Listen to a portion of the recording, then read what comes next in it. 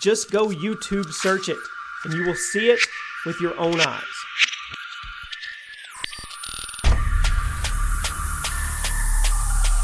What's the first thing that comes to mind when you hear the word nerf? Is it your favorite nerf weapon, or is it weapons that get nerfed in video games? Well, kicking off our list today of some of the biggest weapon nerfs ever in Call of Duty is the MSBS in Ghost. Such a forgotten gun. This thing was one of the most dominant guns in COD history, but it was super short-lived.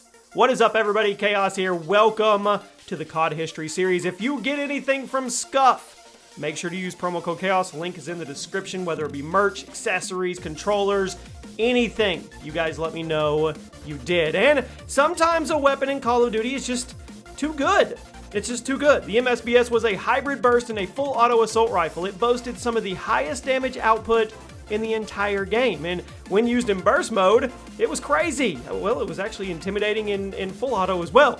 Upon the release of Ghost, the MSBS was considered by many to be one of the strongest guns in the game, and many thought it to be overpowered. This thing was even banned in competitive play. So, about a month after launch, I don't feel it was that long actually, Infinity Ward dropped a patch that toned down the strength of the MSBS. It reduced the one burst kill range to it. It had the same power as the COD 4 M16 in the sense it was a 3-round burst, but it only needed 2 bullets to connect for a kill, which made it ridiculous. The nerf toned down the range and increased the recoil, so you could still melt up close, but you can no longer tag people from across the map and drop them like you could before. Definitely a big nerf and a good way to start today's video. At number 9, the RAZORBACK in Black Ops 3. Those of you who played the Black Ops 3 beta, you probably remember this thing. Actually, I remember it all the way back in the alpha, and it was crazy. It's had an interesting history. During the Black Ops 3 beta, this SMG was hands down the best gun in the game, thanks to many reasons. The range, the fire rate, everything. The kill potential. Just, the gun was overpowered. But, due to it being so overused in the beta, everybody was running it. Treyarch nerfed it hard for the full game release, and now you hardly ever see anybody running it, even though it's such a good feeling gun. Unlocked at level 46 in the full game, the RAZORBACK now hits for as low as 19 damage with a relatively low fire rate of around 625 rounds per minute. That's not slow, but it's slow when it comes to an SMG in Call of Duty. If you go back and watch beta footage or alpha footage of Black Ops 3, the RAZORBACK was insane, but in the full game, it's just another gun, and you rarely see it online anymore.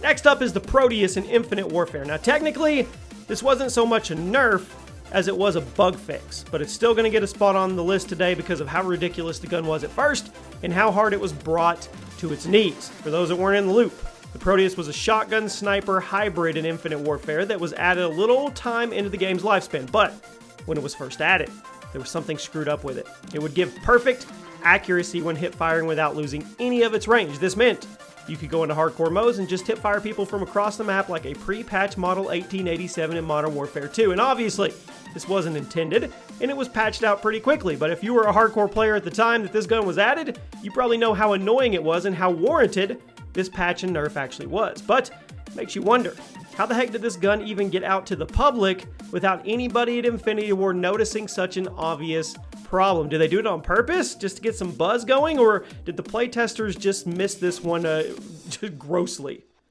At number 7, the FAMAS in Black Ops. Now I bet plenty of you actually forgot that this gun was nerfed. The FAMAS was hands down the most used gun in the original Black Ops game, and many consider it to be the best gun in the game and a bit overpowered. One of the best guns, I would call it possibly a best top 5 gun overall, but it used to be even better.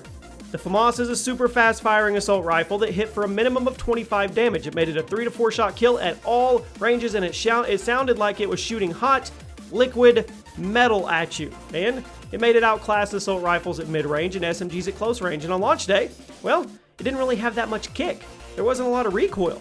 Now, Treyarch obviously saw this as far too good, and they nerfed it while after launch. They increased the recoil, it made it less predictable.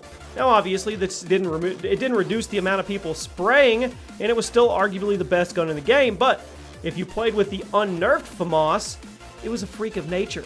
You kind of felt dirty using it, which was kind of the fun. Next up, I bet you forgot about these. BLACKHATS in Black Ops 3.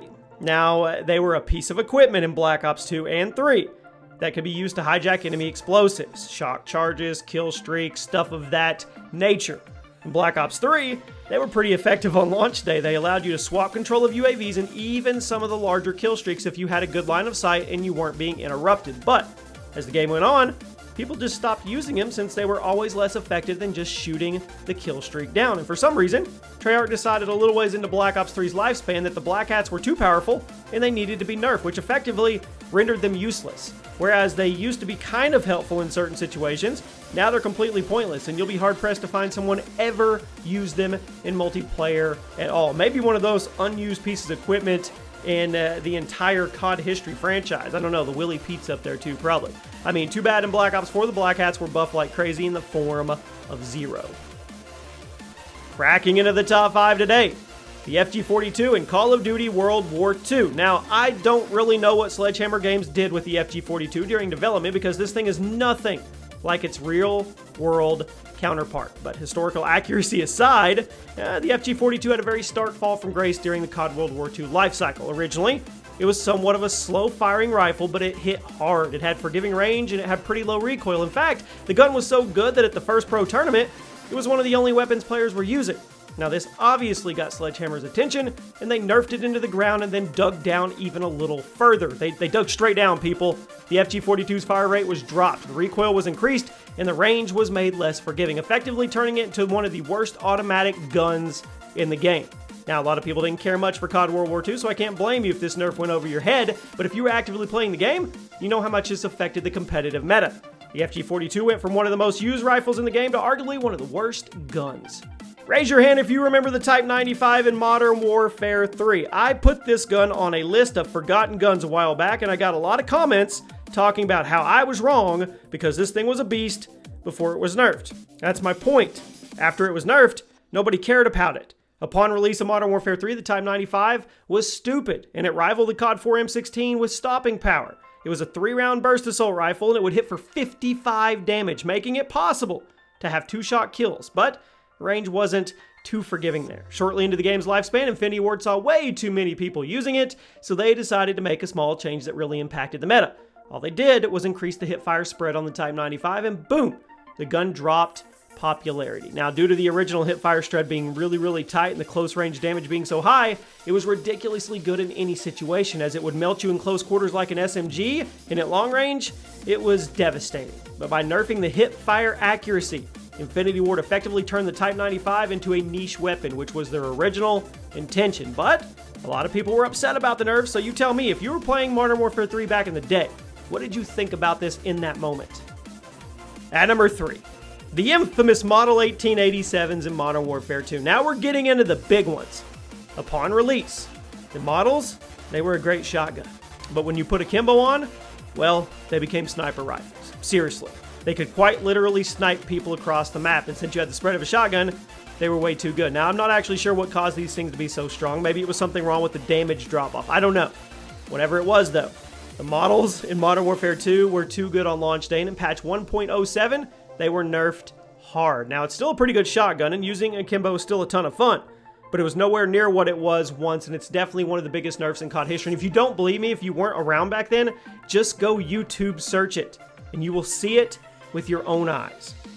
At number 2, the PDW-57 in Black Ops 2, which is now the Marshmallow Shooter. If you got into BO2 a little down the line, chances are you thought it was a standard middle-of-the-road SMG. Nice big magazine, but moderate damage and a decent fire rate. But what you didn't know is this thing used to be arguably the best gun in the game.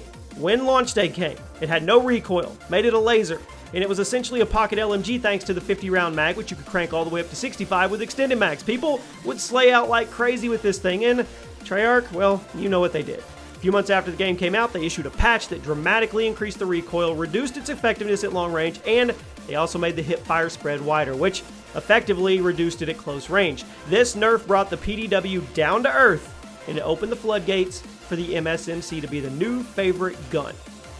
And at number 1, there was no doubt about it. The DSR-50 in Black Ops 2. Now, when BO2 came out, the DSR was one of the best guns in the game. Not one of the best sniper rifles, one of the best guns.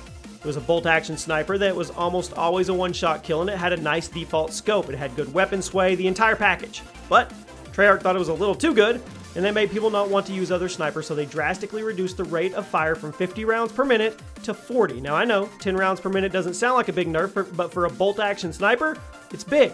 This made the gun extremely slow and forced you to make every shot count, but it also made it too slow to get a quad feed without getting at least one collateral, and overall, the sniping community, they were pissed. David Vonderhaar even got death threats over this nerf, which I think is absolutely ridiculous. It was one of the most controversial changes ever made in a COD game, and to this day, people still debate over whether or not it was warranted. So you tell me, did you play with the original DSR, and do you think it deserved to be nerfed? And there you have it, my friends. Those are some of the biggest weapon nerfs in COD history. Let me know one that didn't make the list. If you enjoyed, drop a like. There is now a video up on the screen, guys. I need you to do me a favor. I need you to click that video, and you and me will continue this conversation on another video. I'll see you soon.